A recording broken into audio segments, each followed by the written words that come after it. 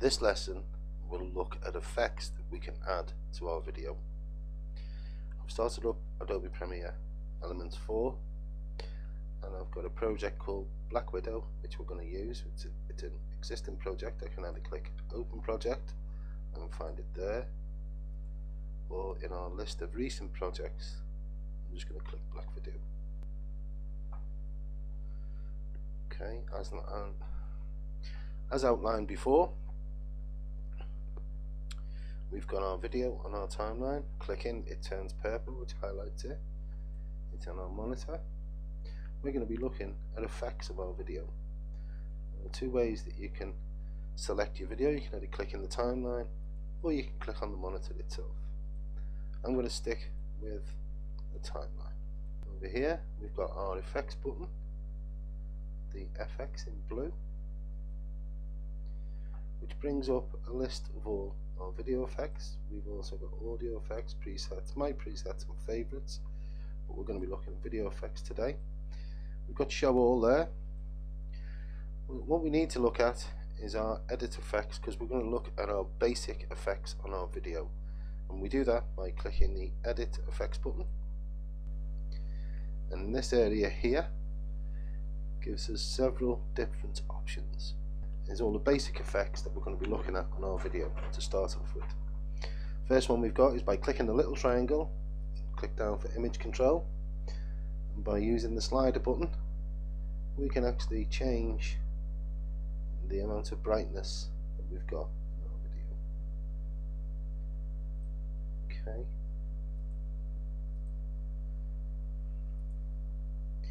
Secondly, we've got the contrast button, which changes the contrast, and you can do an awful lot with this by maybe adjusting your brightness, bringing up your contrast. You can get different effects. Down below we've got hue and saturation. Hue just standing for colour really, and saturation is the amount of colour. When it's at the middle of its slider zone, that's actually at 100%. So by switching it to the right we can add far more colour than we might want to. You would do this essentially if you haven't got your exposure right on your camera and you want to add some colour that maybe you didn't in the original recording.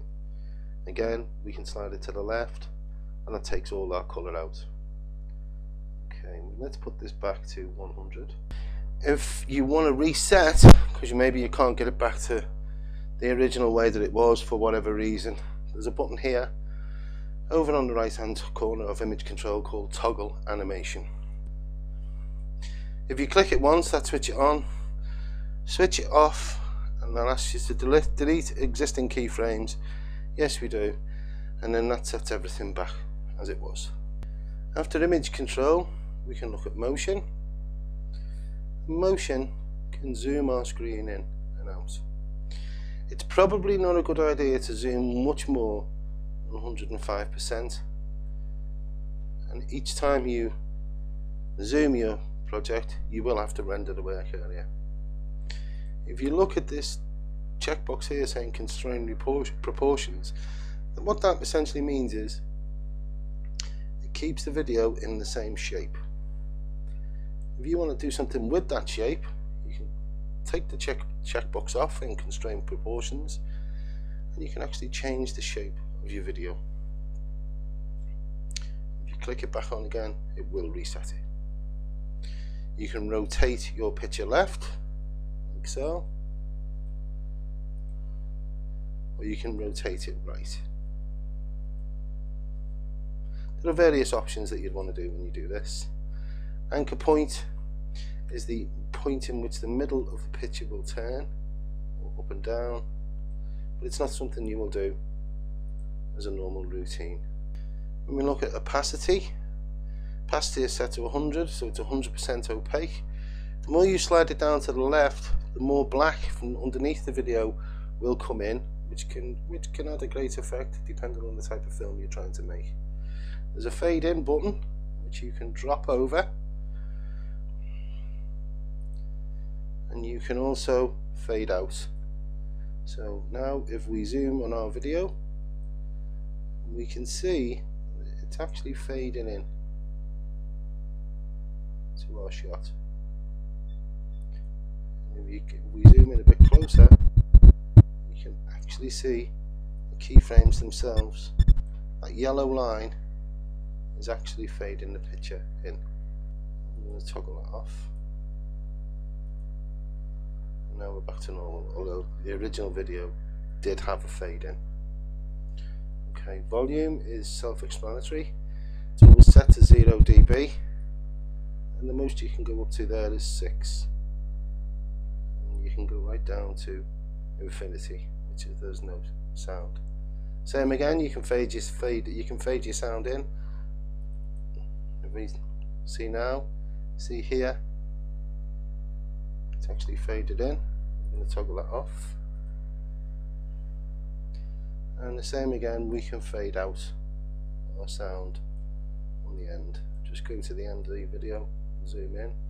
If I had a fade out, if you look in here, this yellow line, you'll see the tad of the keyframe. You can move that keyframe up and down, and you can start fading it out much earlier than you want to. It's totally your choice. Balance is simply the balance of which side you want the channel of sound to come out, the left channel or the right channel. And those are our basic effects for our video. The next thing we're going to do now is we're going to look at different effects that we can have on our video. Again, we're going to highlight the clip that we want, so it's turned purple. I'm going to click effects, and this time we're going to look at all the different effects that we can look at. So video effects is show all, but as you use the drop down arrow, there are loads of different choices that you can make. We've already looked at image control, which are the default properties of our video. Now let's look at some of the others. This time we're going to look at adjust, and we can do all sorts. We can drop our video down onto our video. You'll see it's all of a sudden it's gone red. Let's edit those effects, and now we've got image control, motion, opacity. Now we've got auto levels. And again, you can play about with the blacks on this. Do all sorts of stuff with the whites. You can blend with the original, and you can do some pretty cool stuff. I'm going to take that off, and let's look at some more effects.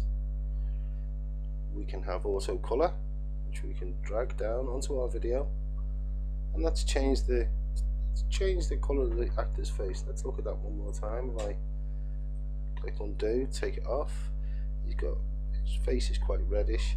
If we just click and drag our filter down, we can see what it does to his face. Again, it purely depends on the type of video or the type of output that you're planning to do. Another one is lighting effects. We can drop these lighting effects. Now the default is actually darken that quite a lot, so if we click edit effects, let's have a look at what we can do with our lighting effects. So light 1,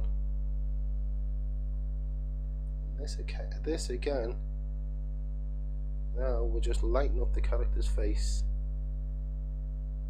and we'll just do a minor radius. So this time we've actually just lightened up his face but darkened everything else.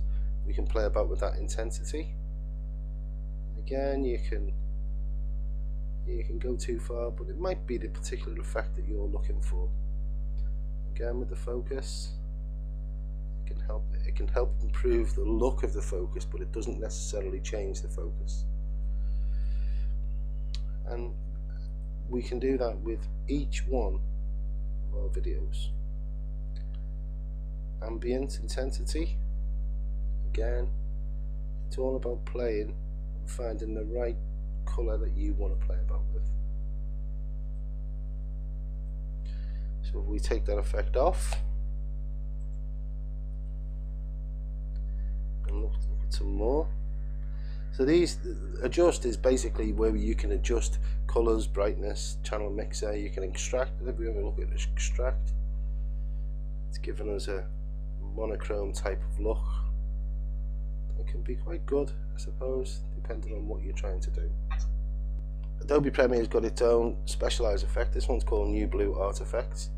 This one we can drop down onto our video, and suddenly we're getting this effect that it's all been drawn by pencil. By clicking on Edit Effects and expanding it, we can choose the colour of our paper and the colour of our ink. We can choose the density, which basically goes from black to white depending on which part of the spectrum that you want.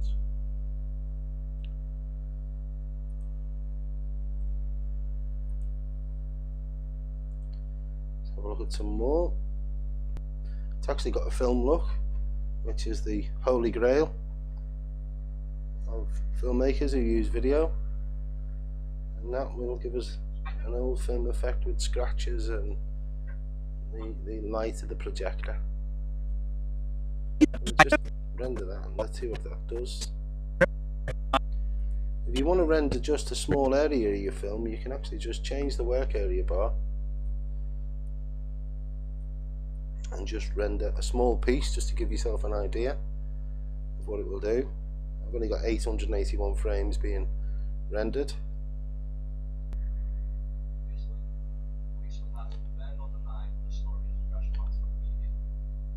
So that's given us the old cinematic. Previous link. Police would neither confirm nor deny. Now really it's a case of going through your effects and choosing the one you want. I want to look at this perspective before we do. This can give us a 3D look. So now if I just render that small area in the timeline, so now we've given ourselves a 3D perspective. Just to recap, we highlight our video, we click effects, we drag an effect down onto our video, and then to edit we click on edit effects, and there are our settings. And that is the end of the edit tutorial.